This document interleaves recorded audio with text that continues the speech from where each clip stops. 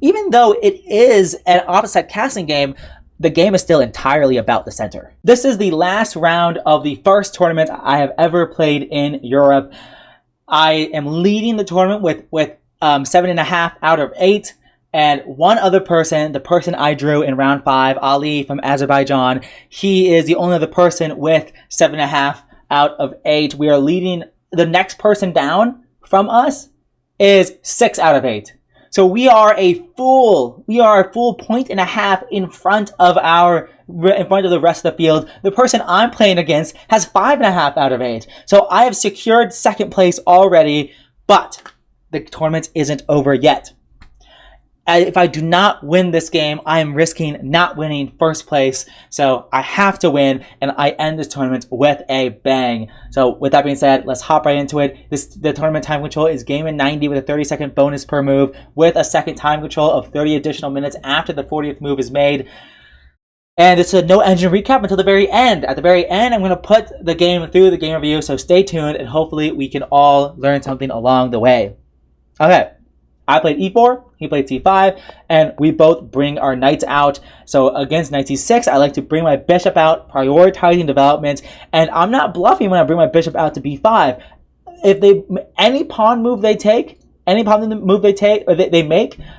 to take the knight on c6 and play d3 and f4. I rebuilt my pawn structure, not rebuilt. I'm building my pawn structure on the light squares, playing f4, and I'm ahead in development here slightly with my 2 knights out already when his bishop is the only piece that's developed, and this bishop is not super happy here. It's not very convincing, and he plays knight f6, and I castle. I think e5 might have been better. e5 restricts his center, and after knight d5, for example, I could play knight e4, and I just have this nice dark squared clamp. He could play d6 at some point, but if he ever did, then I would take, and at a bare minimum, he's left with these doubled isolanos, and he lost his dark squared bishop, and he's left with his bad light squared bishop. So I think I think playing e5 was better, but instead I take a principled approach of just castling, which also makes perfect sense as well, but I don't think it's as good. Because now he plays d5 himself, and now he has this extra space. After e5, the downside of the pawn going to d5 is that he cannot put his knight there himself, but the upside is that he has a d7 square for the knight, and he's claimed more space in the center, which is something that I don't necessarily want him to have. So, that being said, I still play queen e1, and if he goes bishop e1 or bishop e7, I could consider b3. Could also consider f5, also potentially, and if he castles, I could consider either taking and then playing knight g5 or playing queen g3 right now. And then, or I could even just consider, bishop d2, castles, queen g3, and then rook a e1 and play a very aggressive setup and wait for the right moment to play f5. All of these are possible. But after I play queen e1, he actually castles queenside. And I'm like, whoa. Like, that is an aggressive way to play. And he's saying, yeah, I have these doubled pawns, so my queen side's a bit open here, but my idea is that you can't really attack me that well. Like, you're not well poised to attack me. And he's right. Like, how am I going to open up the queen side to attack him? Am I going to play a4, a5, a6, and then, like, even then I don't really have anything? Really, my knight can't really get in that easily. My queen can't really get in that easily. I can't even, like, sacrifice the pawn because, the bishop guards this pawn, and it's, like, it's not super clear here. It's not super clear at all. So, castling queenside is a very, very interesting move. At the same time, though, it's not super clear how he's going to attack me on the king side. So even though it is an opposite casting game, the game is still entirely about the center. You know, usually opposite side castling games, it's like I chuck my pawns, you chuck your pawns at my king. So we're both throwing the kitchen sink on the opposite sides of the board, and you know, it's like it's very interesting. But in this case, it is still about the center because both king side attacks, both flank attacks on our kings are going to be slow. At least that's what I think. So I decide to strike in the center with f5. I'm busting everything open. I'm not really ahead in development. You know, if my bishop was already on g5 and my rook was already on e1, my queen was on like at g3 or something like that, then yeah, like maybe I am ahead in development. So I'm not really ahead in development, but I still felt like it would be a good idea to bust everything open. And one of my ideas behind f5 is that if he takes, I'm gonna play e6. That's my idea. He can't pin the pawn to my queen because this knight is hanging with a check. So I was thinking about doing this, and if he takes, I can take. And I was like, ooh, I'm playing it very aggressively here. But looking at it now, it's not super impressive. Like this position, I mean, like I think he should have allowed this because yeah, I can take on f5, but like. Yeah, I mean, he's got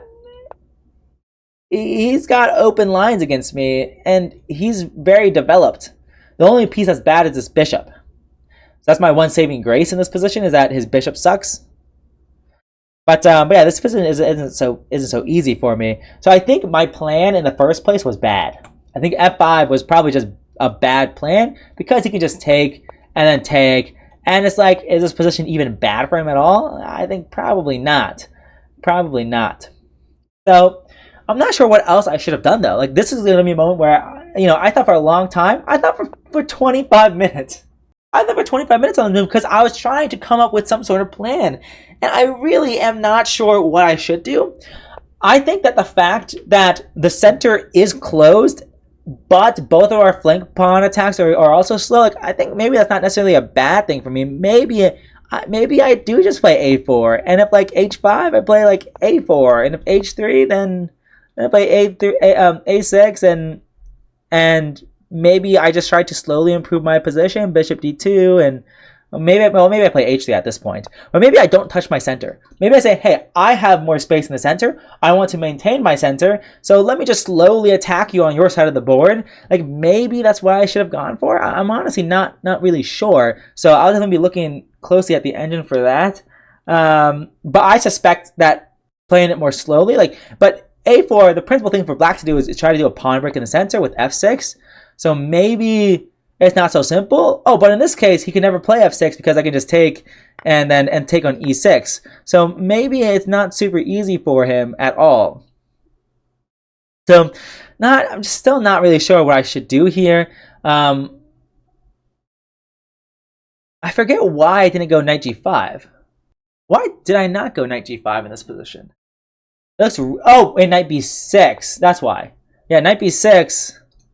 He guards everything, and he's going to kick my knight out with h6. Yeah.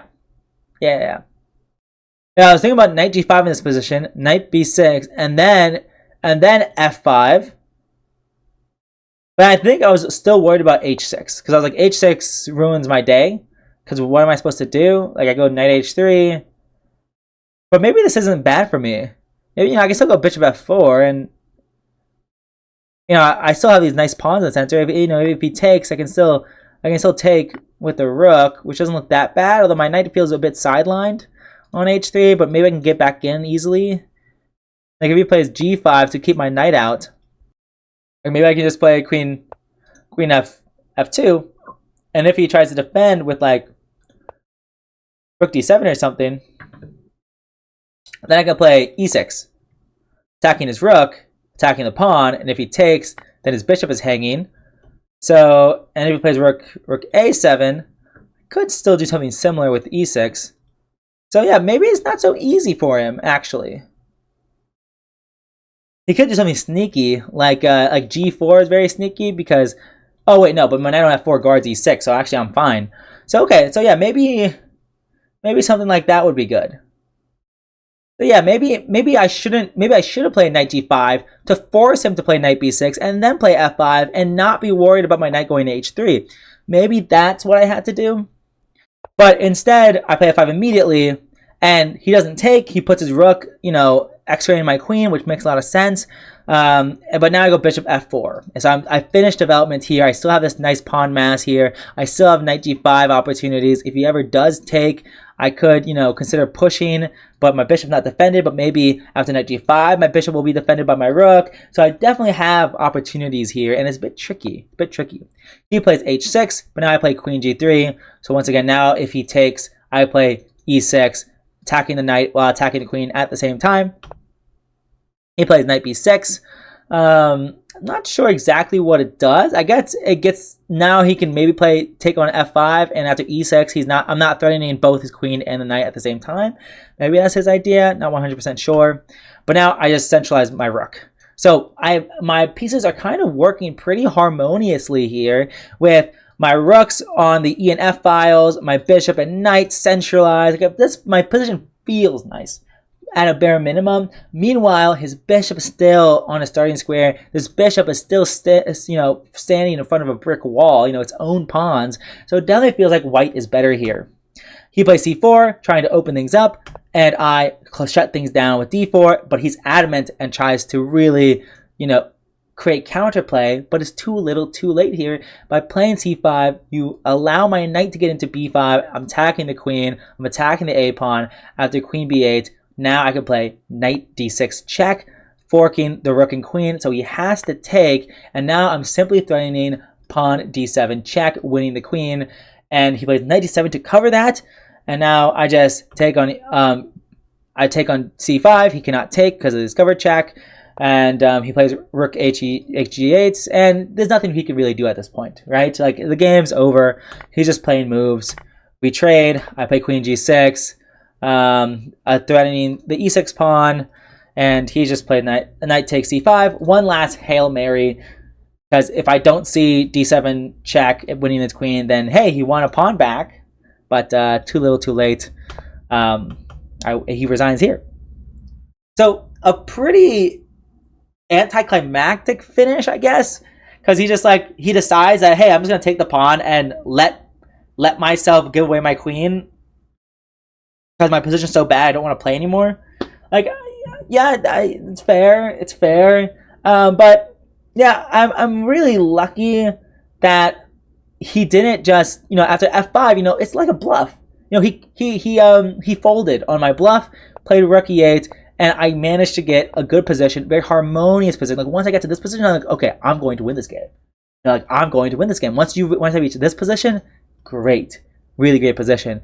So I'm a bit disappointed that, I thought for so long, 25 minutes on a move that's not very good, f5. I really should have considered knight g5 here, and, after knight b6, saying, what next? Saying for white, I should be like, okay, well, is this position still bad at all? Like, rook e8, I could take and go here. Like, I really should have went one move deeper. I should have thought one sequence of moves deeper. But instead, I stop short and don't play knight g5 when it's probably the better move. But we'll see what the engine thinks. So, other than that, though, I won the game, and my opponent from round 5, Ali, who also had 7.5 out of 8, he drew his last game. So I win clear first with 8.5 out of 9, winning my first ever tournament in Europe, and it was awesome.